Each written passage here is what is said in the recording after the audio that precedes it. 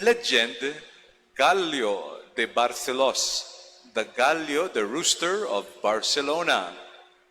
In ancient times, naay peasant. Umanto siya sa may center of the kingdom, o he joined by accident one banquet.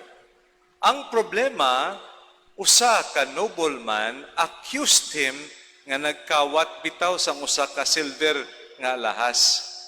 Nasakpan dito sa iyagikanan, gidakop siya sa mga soldado and was brought before the magistrate, ang judge bitaw sang karaan nga panahon.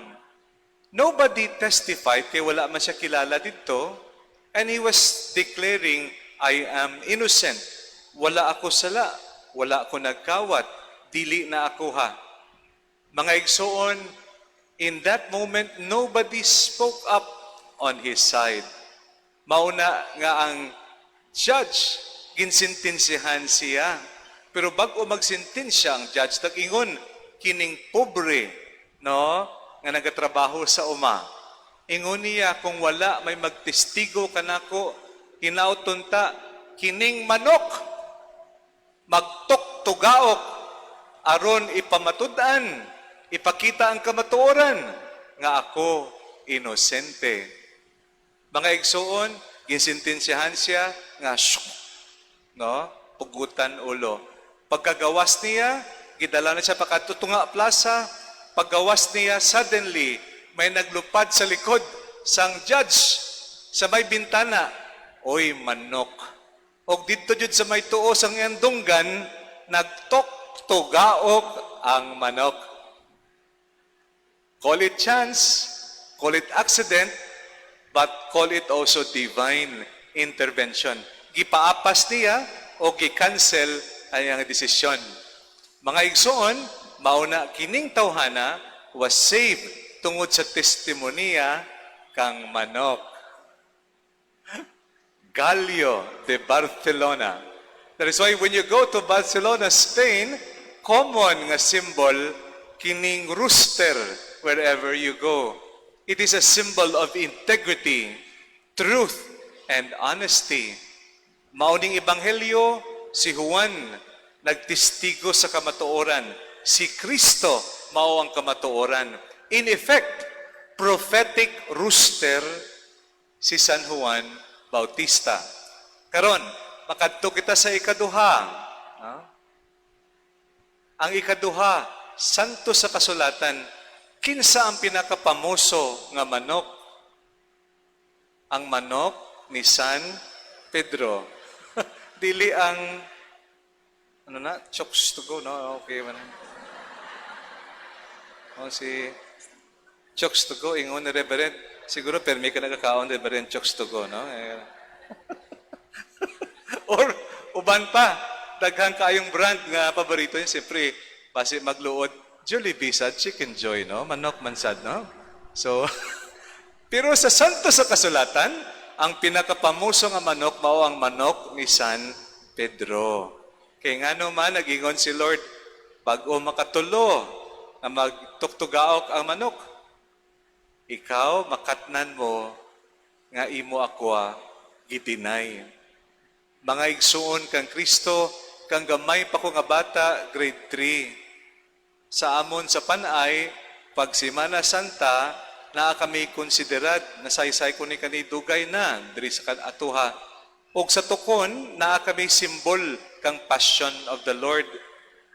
Ay mo ko kabalo na unsa, man kato natupa ka na ko, by lottery, unsa akong simbol? Manok.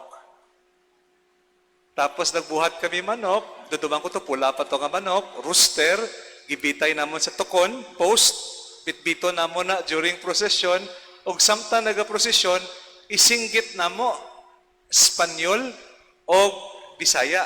Siyempre, kay grade 4 pa man lang ko, higher boys, Espanyol. Kami, medyo gamay-gamay pa, Bisaya. Dili ko na, angtod karon memorize ko pa, tiguang na ko. Grade 4. Masinggit mi, pamalantungon, ta mga Kristiyanos, na considerad. At the top of our lungs, kining manok. Nabitbit naman ang manok. Mao ang nagtuktugaok sa makatlo. sa paglilong ni San Pedro. Then ang last line, kay siya wala makakilala sa atong Ginoong Jesucristo. Nan. Hangtod karon memorize ko pa, no? Kung sa Cebuano pa, we will reflect. English di ay ito. Mamalandong kita sa kining manok nga testigo sa kamatuoran. Sa panahon nga nauwaw si San Pedro, mag-ako nga suod siya ni Kristo nga sumusunod. Sa panahon nga nakuyawan siya, mag-testify to the truth of his relationship with the Lord. Sa panahon nga ang kangit-ngit sang kakuyaw prevented him from talking and declaring his bond with Jesus. Kining manok mao ang nagtuktugaok kang makatlo. What man failed to declare in human speech, the animal declared in his sound. That is why according to the scriptures, ang manok ni San Pedro, makita nato si San Pedro, pirmi may pit-pit nga manok, dili na siya itig bakay, ha?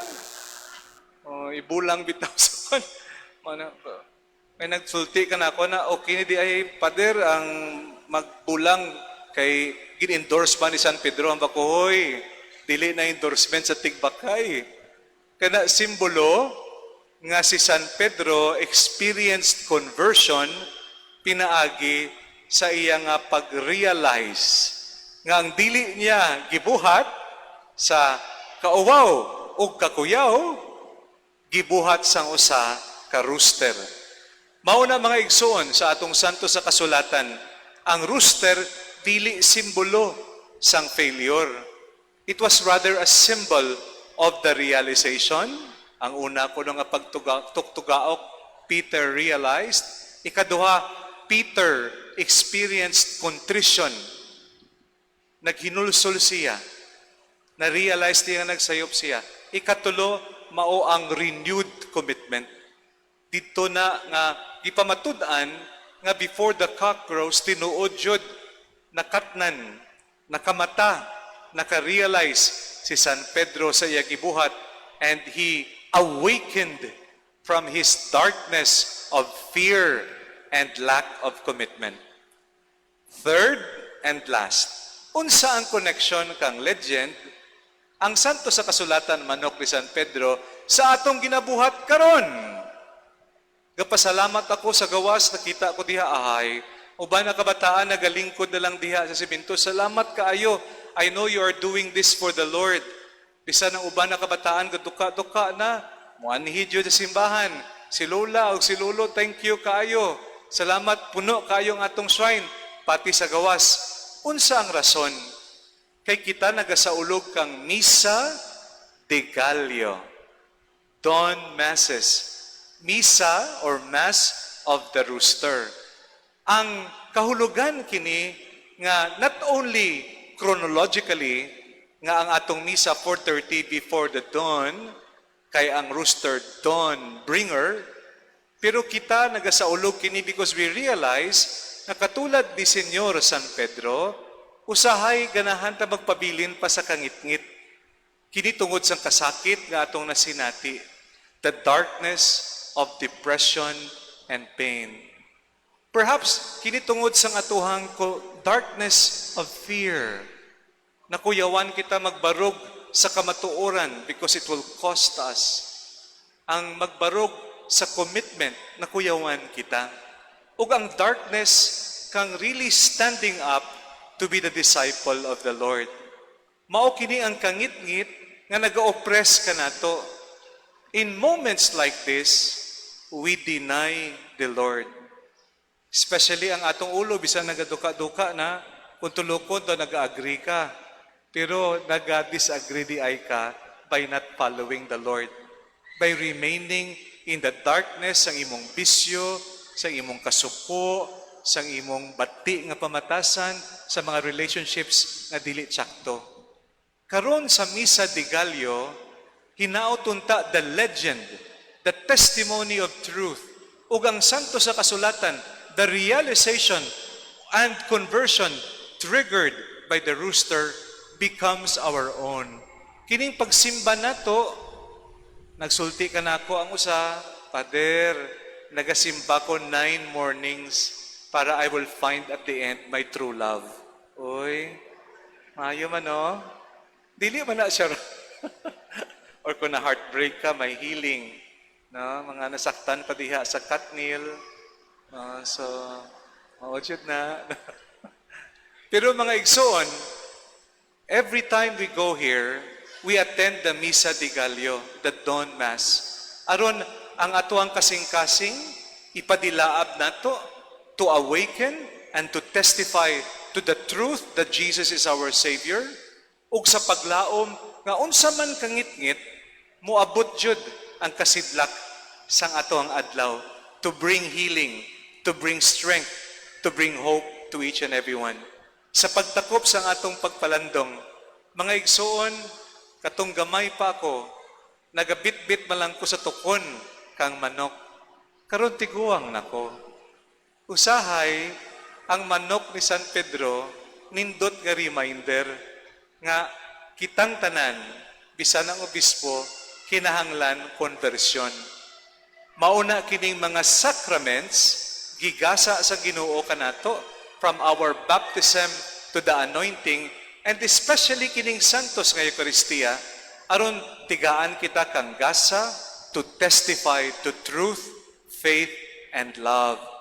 Hinauton ta sa atong pagsimba, kining Misa de Gallo, we will continue the legend of the rooster sa inyong balay.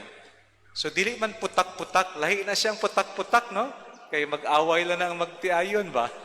Pero sa balay, kung naay kangit-ngit, kaya wala reconciliation, ipatuktugaok ang kapatawaran. Kung naay laziness, ipatuktugaok ang commitment to serve one another, starting with your family, kasilingan o barangay. Sa atong parokya, ipatuktugaok ang paglaom o pagigugma kang Kristo.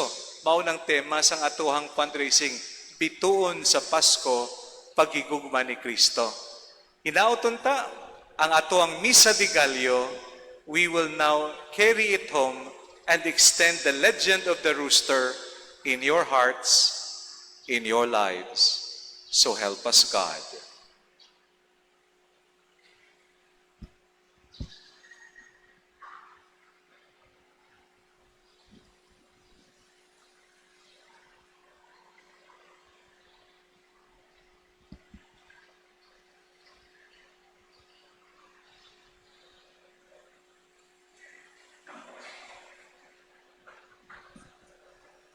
Magampo kitang ngadto sa atong Ginoong Jesucristo, nga moani sa kalibutan, aron pagsaksi o pagdala sa kaluwasan sa tanang katawhan, ang atuang tubag. Umari ka og luwasa kami, Ginoo. Umari ka og luwasa kami, Ginoo. Alang sa nagpanaw nga simbahan, nga sa kanunay andam siya nga makighimamat sa Ginoo. Magampo kita sa Ginoo diha sa pagingon. Alang sa kalinaw sa tanang kanasura,